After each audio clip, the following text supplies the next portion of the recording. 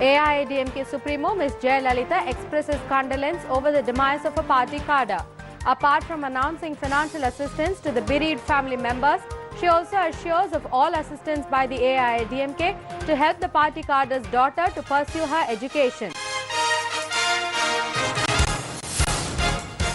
AIADMK cadres filed the nomination on the first day of the 12th phase of the party's organizational election to be held in 25 districts. Delhi police filed charge sheet against 13 persons arrested in connection with the Petroleum Ministry document leak case. The news in detail. AIADMK Supremo Ms. Jaya expressed condolence over the demise of a party cadre. Apart from announcing financial assistance to the bereaved family members, she also assured that all assistance will be provided by the AIADMK to help the party cadre's daughter to pursue her education. The General Secretary of the AIADMK and the People's Chief, Ms. Jaya, in a condolence message today said she was grieved to learn that P. Rajayogiyam, the leader of the camp for young men and women of Periyakulam Union in Theni district and the president of Vadapudupatti Cooperative Agricultural Bank, unable to bear the hurdles caused to Ms. Jaya and also due to the immense respect for her, had consumed poison. Following this, he was admitted in a hospital, but he failed to respond to the medical treatment and succumbed. The People's Chief also expressed her grief over the news that Muthulakshmi, the wife of Rajayogiyam, has been admitted in hospital for treatment as she consumed poison over the demise of her husband.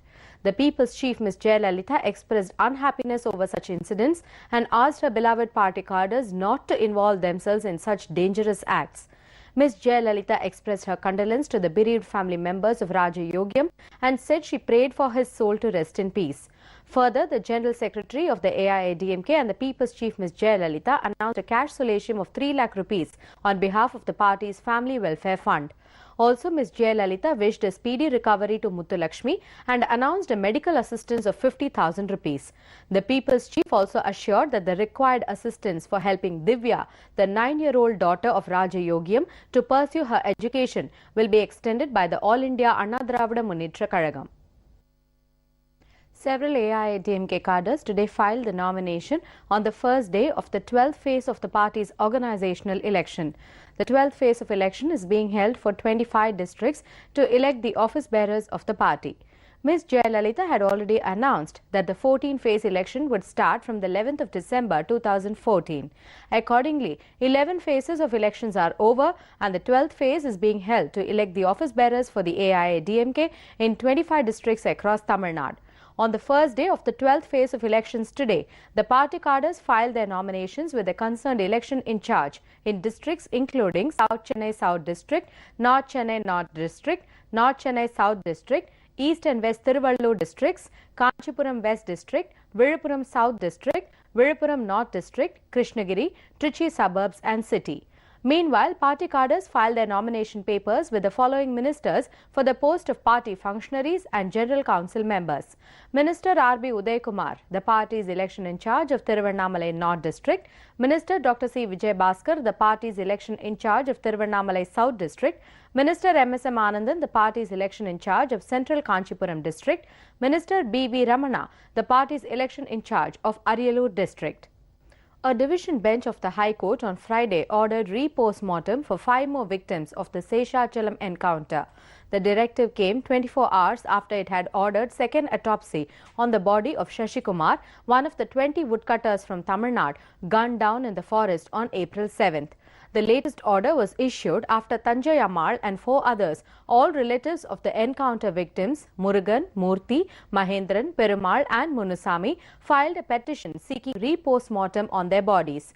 The bench comprising Chief Justice Kalyan Jyoti Sengupta and Justice P.V. Sanjay Kumar was requested not to issue the directive by Andhra Pradesh Additional Advocate General D. Srinivas, who wanted the court to first let the government submit the original post-mortem reports. However, the bench rejected his plea, citing its earlier order issued on the petition filed by Shashi Kumar's widow. It also directed the principal of the Osmania Medical College to constitute a medical team to conduct the re-post-mortems after the NIMS expressed its inability in this regard. The Tamil Nadu Producers Council has informed that following the measures taken by the Tamil Nadu government, which follows the path forged by the People's Chief Ms. Jaya, the production of pirated VCDs has stopped completely. Functionaries of Theatre Owners Association for Madurai, Dindigul, Theni, Ramanathapuram, Virudhunagar and Sivagangai districts have been selected. President of the Tamil Nadu Producers Council, Kalaipuli S. Thanu, wished the new functionaries and thanked the Tamil Nadu government, which follows the path forged by the People's Chief Ms. Jaya, for eradicating the menace of pirated VCDs and saving the film industry. மக்களின் முதல்வர் மாண்புமிகு அம்மா அவர்களுடைய அரசு எங்கேயுமே திருட்டு VCD இல்ல என்ற அளவுக்கு எல்லா இடத்திலிருந்தும் எங்களுக்கு நல்ல செய்திகள் வந்திருக்குது. ஆகவே மக்களின் முதல்வருக்கு நாங்கள் என்றென்றும் திரையுலகம் நன்றி கடன் பட்டு இருக்கோம். A day after a prominent Kashmiri separatist leader was arrested for spearheading a recent protest march against Indian rule, clashes between protesters and police in Kashmir have left a teenage student dead. Police Inspector General S.J.M. Gilani said the boy was killed after officers opened fire on a protest in the western village of Nabal today as shops, businesses and public transportation shut down for a strike by separatists challenging India's sovereignty in Kashmir. Kashmir is divided between India and Pakistan since the two countries gained independence in 1947. Both claim the territory in its entirety. Today was the second day in a row that Kashmir police used tear gas and rubber bullets to disperse hundreds of demonstrators who hurled rocks and chanted anti-Indian and pro-Pakistan slogans. News of the death of 15-year-old Suhail Ahmed Sofi, a class 10 student, drew hundreds of more angry villagers to join the protests. Witnesses alleged that Sofi was seized by local police officers during protests before shooting him dead closely. Delhi police today filed a charge sheet against 13 persons arrested in connection with the Petroleum Ministry document leak case. Crime Branch of Delhi Police filed the charge sheet before Metropolitan Magistrate Akash Jain, who fixed April 20 for its consideration. According to police sources, the accused have been charge sheeted for the alleged offences, punishable under various sections for trespass, theft, cheating, forgery for the purpose of cheating, criminal conspiracy and common intention of IPC. The court fixed the 44-page charge sheet for consideration before Chief Metropolitan Magistrate Sanjay Kanagwal, who was on leave today. The police have arraigned 42 prosecution witnesses in the case. Police sources said that provisions of the stringent Official Secrets Act have not been invoked against the accused yet, and further investigation is going on. On April 15th, the Ministry of Petroleum and Natural Gas, in its report, had told the court that 8 documents recovered from the accused in the case were classified in nature and none of the documents seized from them were in public domain. Among the 13 accused are 5 corporate executives: Shailesh Saxena from RIL, Vinay Kumar from SR, KK Nayak from Kayans India, Subhash Chandra from Jubilant Energy and Rishi Anand from Reliance ADAG. Other 8 accused are Ishwar Singh, Asha Ram, Rajkumar Chaube, Lalta Prasad, Rakesh Kumar, Virender Kumar, energy consultant Prayas Jain and journalist Shantanu Saikya. All the accused are in judicial custody. On April 10th, the court had sought reports from the Home and the Petroleum Ministries about the nature of documents recovered by the investigators during their probe. On February 20, police had arrested the 5 accused corporate executives, alleging that they used to procure the classified documents from other arrested accused, Lalta Prasad and Rakesh, and used to pay them. The documents were then supplied to the firms by these officials for their benefit, the police had alleged. Bollywood actor Salman Khan has been directed to appear in the court of Chief Judicial Magistrate on April 23rd for recording of his statements in the Arms Act case in connection with the 1998 Black Buck poaching incident. Chief Judicial Magistrate Anupama Bijlani asked his counsel to ensure Khan's presence in the court after the examination of 4 witnesses associated with the FSL examination of the arms in question was completed on Friday. The examination of the 4 prosecution witnesses, which had started on April 13, was completed today, and now Salman Khan will have to appear in the court on April 23rd for recording of his statements.